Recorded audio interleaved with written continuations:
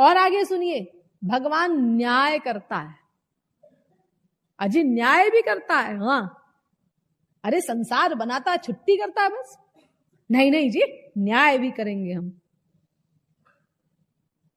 एको देवः सर्वभूतेषु गूढ़ः सर्वव्यापी सर्वभूतांतरात्मा कर्माध्यक्षः सर्वलोकाधिवासः साक्षी चेता केवलो निर्गुणश्च। वेद कहता है, श्वेताश्वतरोपनिषद 6 अध्याय का 11वां मंत्र। यानी संसार बना करके प्रत्येक जीव के अंदर बैठ गया भगवान। जितने जीव उतने ही रूप धारण करने पड़े भगवान को, और उनके अंतःकरण में बैठ करके उनके प्रत्येक क्षण के प्रत्येक संकल्प को नोट करता है, सावधान होकर के।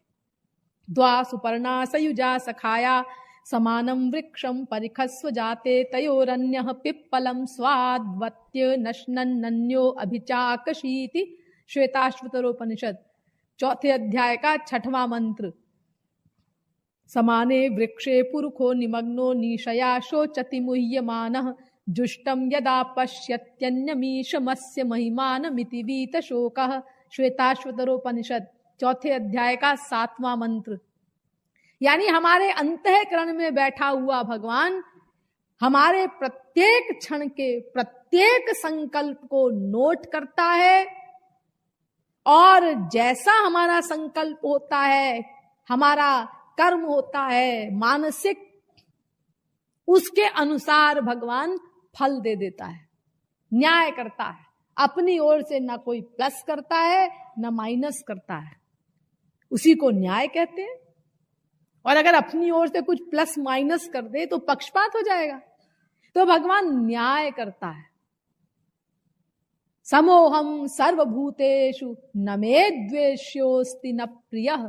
गीता में भगवान ने कहा 9वें अध्याय का 29वां श्लोक, मैं समदर्शी हूं भाई, ना मेरा कोई शत्रु है और ना मेरा कोई मित्र है।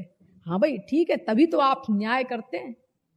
जिसका कोई शत्रु नहीं, जिसका कोई मित्र नहीं, वही न्याय कर सकता है। और अगर कोई शत्रु या मित्र है तो फिर कुछ ना कुछ पक्षपात हो जाएगा। देखो, एक जज सही जजमेंट कब दे सकता है? जब जो 2 पार्टी उसके पास मुकदमे के लिए आई हैं, उनमें से ना किसी से उसका राग हो और ना किसी से उसका द्वेष हो, तब वो सही जजमेंट दे सकता है। लेकिन संसार का जज तो फिर भी गलती कर सकता है, क्योंकि वो सर्वज्ञ तो है नहीं भगवान की तरह। अरे वो तो जो सुनेगा उसके आधार पे जजमेंट देगा। लेकिन भगवान तो सर्वज्ञ भी है, प्लस उनका किसी से द्वेष नहीं, किसी से राग नहीं, क्योंकि उनका कोई स्वार्थ नहीं किसी जीव से।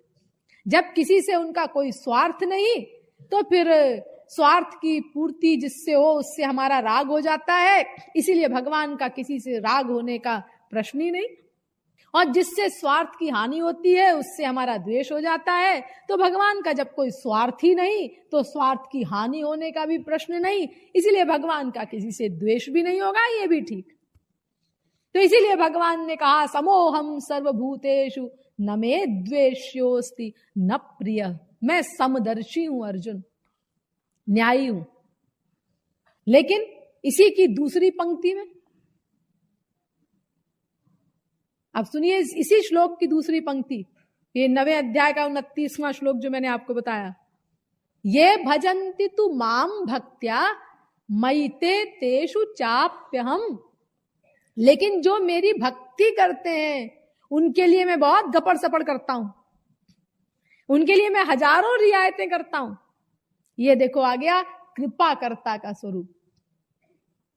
एक ही श्लोक की एक पहली पंक्ति में न्यायकर्ता का स्वरूप, दूसरी पंक्ति में कृपाकर्ता का स्वरूप। यानी न्यायाधीश भी है और कृपाकर्ता भी है, न्यायकर्ता भी है, कृपाकर्ता भी है। और देखिए ये जो भगवान ने अभी कहा अर्जुन से बड़े जोर से, समोहम सर्वभूतेषु न मे द्वेष्योस्ति न प्रियः। मैं समदर्शी हूं, ना मेरा कोई शत्रु ना मेरा कोई मित्र। लेकिन देखो उसी अर्जुन से वो ही भगवान आगे चल करके क्या कह रहे हैं, सर्वगुह्यतमं भूयः शृणु मे परमं वचः इष्टोऽसि मे दृढ़मिति ततो वक्ष्यामि ते हितम्। 18वें अध्याय का 64वां श्लोक। अर्जुन, मैं तुझे सबसे अधिक प्राइवेट बात बताने जा रहा हूं। अब